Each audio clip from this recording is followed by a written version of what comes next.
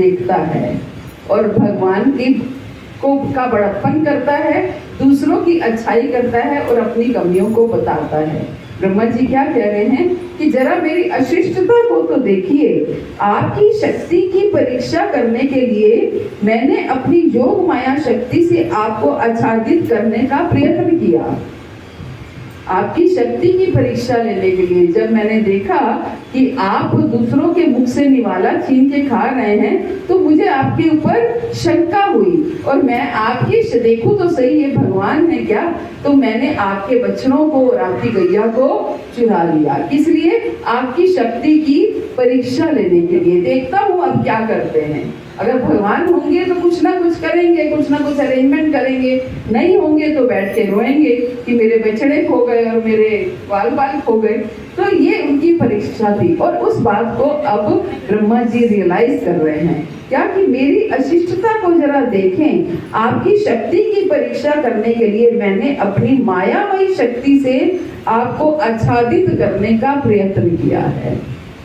अपनी मायामय शक्ति से आपको आच्छादित करने का प्रयत्न किया है, जबकि आप असीम तथा आदि परमात्मा हैं। मैंने अपनी माया से आपका टेस्ट लेने का प्रयास किया, आपकी टेस्टिंग की है, जबकि आप क्या है? आप असीम हैं, आप परमात्मा हैं जो मायापतियों को भी मोहित करने वाले हैं।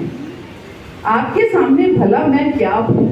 अब ब्रह्मा जी को रियलाइज हो रहा है कि आपके सामने भला मैं क्या हूँ। विशाल अग्नि की उपस्थिति में मैं छोटी चिंगारी की तरह हूँ। जैसे एक विशाल अग्नि है, उसके आगे मैं क्या हूँ? एक छोटी सी चिंगारी हूँ। जैसे सूर्य देव प्रकट हुए हैं, खूब तेज सूर्य का प्रकाश है। कभी कभी ऐसा होता है ना कि स्ट्रीट लाइट जो है वो रात को जली छूट जाती है, सुबह बंद नहीं करते हैं, तो जब सूरज निकल आता है तो वो दिखती है क्या? नहीं दिखती। वही स्ट्रीट लाइट रात को इतना उजाला करती है, लेकिन जब सूर्य निकल आता है तो चाहे वो 1000 वाट का बल्ब लगा हो तो भी वो दिखाई नहीं देता, क्योंकि वो छोटा सा, उस सूर्य के बल्ब के आगे वो छोटा सा कण है। ऐसे ही ब्रह्मा जी कह रहे हैं कि आपके सामने भला मैं क्या हूँ? विशाल अग्नि की उपस्थिति में मैं छोटी सी चिंगारी की तरह हूँ, है ना, छोटी सी चिंगारी की तरह हूँ। तो ये स्तुतियां हमें पढ़नी चाहिए, सीखनी चाहिए और इन शब्दों को हमें भागवत में से चुराना चाहिए, शब्दों को याद करना चाहिए कि हम भी भगवान के आगे खड़े होकर ये शब्दों को दोहरा सकें, भगवान के आगे भगवान की गुणावलियों को गा सकें, भगवान के बारे में उनका बड़प्पन, उनको बड़ा दिखा सकें और अपने आप को छोटी सी चिंगारी बता सकें। आगे क्या कह रहे हैं ब्रह्मा जी? अतः हे अपराधों को क्षमा कर दें। मैं रजोगुण से उत्पन्न हुआ हूँ और स्वयं को आपसे पृथक नियंता मानने के कारण मैं निरा मूर्ख हूँ। ब्रह्मा जी क्या है? रजोगुण से उत्पन्न हुए हैं, इसलिए रजोगुण के इंचार्ज किसको बनाया भगवान ने? ब्रह्मा जी को इंचार्ज बनाया। सतोगुण का इंचार्ज किसको बनाया? विष्णु को बनाया। और तमोगुण का इंचार्ज किसको बनाया? शिव को बनाया। तो इसलिए तो रजोगुण, ब्रह्मा जी रजोगुण से बने हैं, शिव जो हैं तमोगुण से बने हैं। हालांकि ऐसा नहीं है कि वो तमोगुणी हैं या वो रजोगुणी हैं, लेकिन वो उनको रजोगुण के कंट्रोलर हैं, वो तमोगुण के कंट्रोलर हैं। शिव जो है तमोगुण के कंट्रोलर हैं, विष्णु जो है वो सतोगुण के कंट्रोलर हैं। तो इस तरीके से ये तीनों कंट्रोलर हैं अलग अलग। आगे क्या बता रहे हैं कि मैं जो है रजोगुण से उत्पन्न हुआ हूँ और स्वयं को आपसे पृथक स्वतंत्र नियंता मानने के कारण मैं निरा मूर्ख हूँ। मैंने अपने आप को कंट्रोलर समझा, मैंने सोचा मैं ही कंट्रोलर हूँ, क्योंकि मैंने सृष्टि को उत्पन्न किया। सब लोग मुझे कहते हैं कि मैंने सृष्टि उत्पन्न की, तो जब मैंने सृष्टि उत्पन्न की तो उसमें मैं आ गया कि मैंने उत्पत्ति की है, तो मेरे अंदर भी अहम भाव आ गया कि मैं ही इस सृष्टि को उत्पन्न करने वाला हूँ, है ना, मैं ही इस सृष्टि को उत्पन्न करने वाला हूँ। तो इसलिए मैं जो है निरा मूर्ख हूँ। अज्ञान के अंधकार से मेरी आंखें अंधी हो चुकी हैं, जिसके कारण मैं अपने को ब्रह्मांड का अजन्मा सृष्टा समझ रहा हूँ। अज्ञान के कारण क्या है, मेरी आंखें अंधी हो चुकी हैं, जिससे क्या हो रहा है, मैं अज्ञान के कारण अपने आप को इस ब्रह्मांड का क्रिएटर, सृष्टा समझ रहा हूँ, क्रिएट करने वाला समझ रहा हूँ। किंतु मुझे आप अपना सेवक माने और अपनी दया का पात्र बना लें। हे प्रभु, आप मुझे अपना सेवक ही बना के रखें। मैं कोई सृष्टा नहीं हूँ, मैं कोई क्रिएटर नहीं हूँ, ये तो आपके द्वारा दी गई उपाधि है जिसे मैंने स्वीकार किया है। आप इतने जन्मों की तपस्या के बाद आपने मुझे क्रिएशन के लिए का अधिकारी बनाया है, लेकिन मैं क्रिएटर हूँ नहीं। आपके बल से ही मैं क्रिएशन कर पाता हूँ, आपके बल से ही मैं सृष्टि की उत्पत्ति कर पाता हूँ। अगर आपने मुझे सृष्टि की उत्पत्ति का सामान ना दिया होता तो मैं कैसे सृष्टि की उत्पत्ति करता, है ना।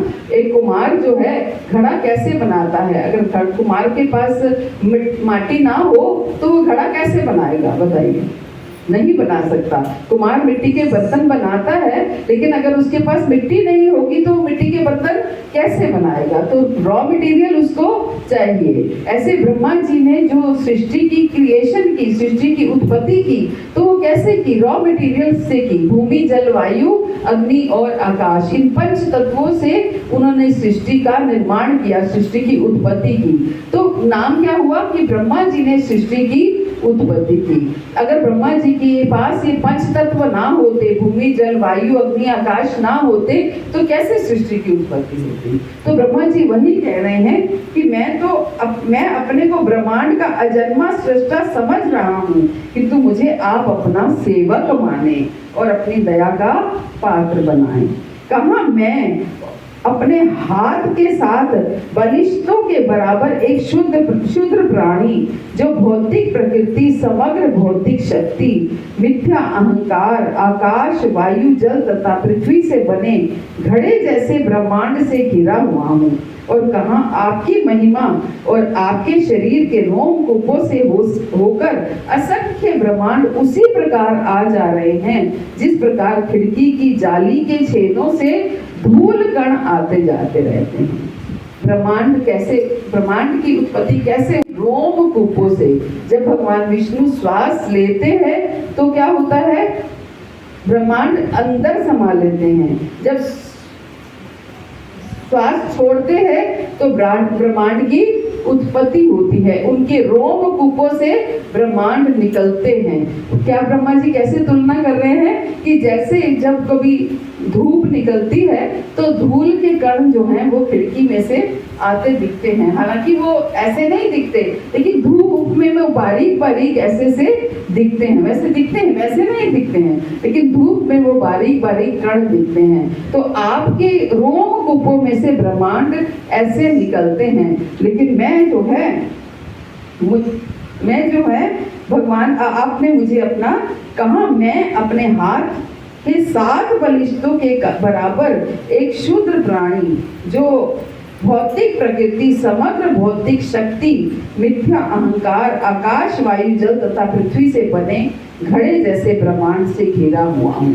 मैं किस ब्रह्मा जी क्या है, इस भौतिक ब्रह्मांड से घिरे हुए हैं। क्या कह रहे हैं ब्रह्मा जी, कह रहे हैं मैं इन 7 आवरणों से घिरा हुआ हूँ। ये 7 लोग जो हैं, उच्च लोग जो हैं, वो सब ब्रह्मा जी कह रहे हैं कि मैं उनसे घिरा हुआ हूँ। और आप जो है, आप असंख्य ब्रह्मांड उत्पन्न करते हैं अपने रोमकूपों से। इसलिए आपका और मेरा कोई मुकाबला नहीं है। आप और मैं कहीं भी समानता की दृष्टि से बिल्कुल भी समान नहीं है। आगे ब्रह्मा जी क्या कहते हैं, हे प्रभु अधोक्षज, क्या कोई माता अपने गर्भ के भीतर स्थित शिशु द्वारा लात मारे जाने को अपराध समझती है। ब्रह्मा जी क्षमा याचना कर रहे हैं, क्योंकि उन्होंने गलती करी है। अपनी गलती को रियलाइज करते हुए वो क्या कहते हैं कि आप मुझे क्षमा कर दीजिए। जैसे एक माँ के गर्भ में जब बालक होता है तो बालक अंदर माँ को लात भी मारता है ना। तो वो लात मारने पर माँ जो है कभी नाराज नहीं होती है या गुस्सा नहीं करती है, बल्कि प्रसन्न होती है कि अंदर अगर बच्चा कुछ कहता है तो माँ प्रसन्न होती है। तो ऐसे ही क्या कोई माता अपने गर्भ के भीतर स्थित शिशु द्वारा लात मारे जाने को अपराध समझती है? नहीं समझती है। ऐसे ही मैं आपका बालक हूँ। क्या आपके उदर के बाहर वास्तव में ऐसी किसी वस्तु का अस्तित्व है? ब्रह्मा जी कह रहे हैं सब कुछ आपके उदर में समाया हुआ है। सारी सृष्टि जो है आपके उदर में समाई हुई है। आप ही अपने अंदर अपने भीतर सारे ब्रह्मांडों को दिखाते हैं। जब माता यशोदा को अपना मुख दिखाते हैं तो आप अपने मुख में सब कुछ दिखाते हैं। तो इसका मतलब क्या है? आपके उदर में, आपके पेट में सारी सृष्टियां, सारे ब्रह्मांड जो हैं वो समाये हुए हैं। तो आपके, अगर सारी सृष्टि जो है आपके उदर के अंदर है तो मैं भी आपके उदर के अंदर हूँ। और आपके उदर के अंदर बैठे हुए मैंने अगर थोड़ी सी लात मार दी तो आप इसको अपराध मत समझिए। शब्द चाहिए, है ना, शब्द चाहिए, शब्द होने चाहिए। कईयों के पास होते हैं, सुवेदी माता जी के पास बहुत सुंदर सुंदर शब्द होते हैं, और भी कई लोग हैं जो यहाँ पर लिखना जानते हैं। मैं तो बिल्कुल जीरो हूँ, जीरो, पढ़ना जानती हूँ बस। तो भाग्यशाली हैं जो कुछ लिख पाते हैं, कुछ जान पाते हैं। माता जी लिख के लाई है, सच में कुछ लिख के लाए हैं। अच्छा, तुम्हारा चलिए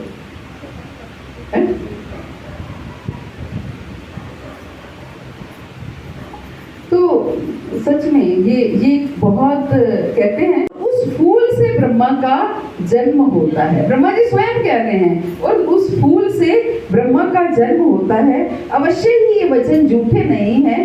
तो क्या मैं आपसे उत्पन्न हुआ हूँ? ब्रह्मा जी पूछ रहे हैं, तो क्या मैं आपसे उत्पन्न हुआ हूँ? तो क्या मैं आपसे उत्पन्न नहीं हूँ? ये पूछ रहे हैं। हुआ हूँ नहीं, तो क्या मैं आपसे उत्पन्न नहीं हूँ? जब माँ नाराज हो जाती है तो बेटा माँ को मनाता है तो क्या कहता है? क्या मैं आपका बेटा नहीं हूँ? है ना, क्या आप मेरी माँ नहीं हो? क्या आप मेरा बेटे, मैं आपका बेटा नहीं हूँ? ऐसे ही ब्रह्मा जी पूछ रहे हैं, तो क्या मैं आपसे उत्पन्न नहीं हूँ? मैं आपसे उत्पन्न हूँ। आपकी नाभि कमल से मेरा जन्म हुआ है, ब्रह्मा का जन्म हुआ है। मैं आपसे उत्पन्न हूँ, तो आप मुझे क्षमा कर दीजिए।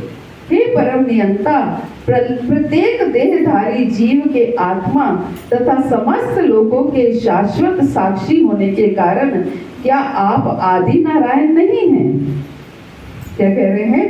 हे परम नियंता, प्रत्येक देहधारी जीव के आत्मा,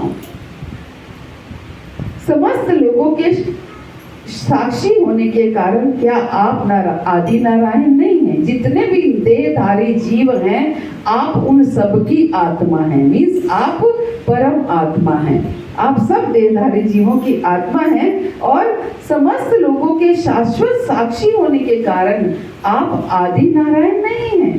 निस्संदेह भगवान नारायण आपके ही अंश हैं। क्या बोला? निस्संदेह भगवान नारायण आपके ही अंश हैं। तो क्या समझ में आती है इससे? कि नारायण जो हैं, विष्णु जो हैं, वो कृष्ण के अंश हैं। परम भगवान कृष्ण हैं, है ना। कृष्ण कंट्रोलर है और विष्णु उनके अंश है। ब्रह्मा विष्णु महेश तीनों उनके अंश हैं। पहले विष्णु प्रकट हुए, फिर विष्णु की नाभि कमल से ब्रह्मा जी प्रकट हुए, फिर ब्रह्मा जी के भुवों के मध्य से रुद्र रूप में शिव प्रकट हुए। निस्संदेह भगवान नारायण आपके ही अंश हैं और वे नारायण इसलिए कहलाते हैं क्योंकि ब्रह्मांड के आदि जल के जनक हैं। वे सत्य है, आपकी माया से उत्पन्न नहीं है। ब्रह्मा जी जो नारायण जो है वो आपकी माया से उत्पन्न नहीं है। तो इस तरीके से ब्रह्मा जी जो हैं वो मना रहे हैं भगवान कृष्ण को, और मनाते मनाते वो उनकी सारी वैसे ही मना रहे हैं जैसे एक पुत्र अपने पिता को या एक पुत्र अपनी माँ को मनाता है। हम देखते हैं कि वैसा ही भाव है ना, वैसा ही भाव है, उसी भाव से मना रहे हैं। तो आगे कल कंटिन्यू करेंगे।